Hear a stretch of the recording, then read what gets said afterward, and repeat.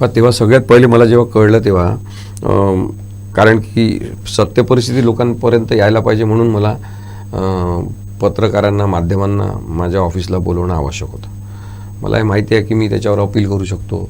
मी appeal केलं bar council of इंडियाकडे, तिथे सुद्धा निर्णय झाला नाही तर मी सर्वोच्च न्यायालयात पण जाईन, ते मला माहिती आहे.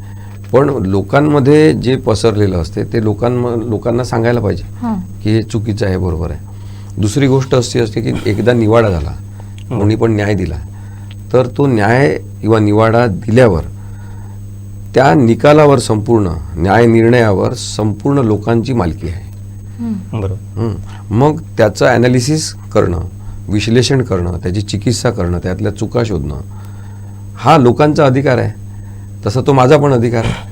म्हणून मी मग पत्रकारांशी बोललो, त्यांना सांगितलं आणि ते सांगत असताना माझ्या डोळ्यात पाणी पण आलं. तर मग काही जण म्हणाले की आता कसे घाबरले, तुम्ही तर निर्भय आहे. मग लोकांनी सूत्र काय केलेलं आहे की रडणं म्हणजे भयाचं लक्षण आहे, ते संवेदनशीलतेचं लक्षण आहे असं पाहत नाही. बरोबर. बरेचदा रडणं हे ताकदीचं लक्षण आहे. हां, एखाद्या डोळ्यातून पाणी आलं पाहिजे, हां, आपण इमोशनल असलो पाहिजे, पण त्या इमोशनमध्ये वाहवत जायचं नाही. त्यामुळे तेवढ्यापुरती मला त्या भावना दाटून आल्या, मला वाईट वाटलं. वाईट वाटणं साहजिक आहे. बरोबर. आणि त्यानंतर मी कामाला लागलो परत.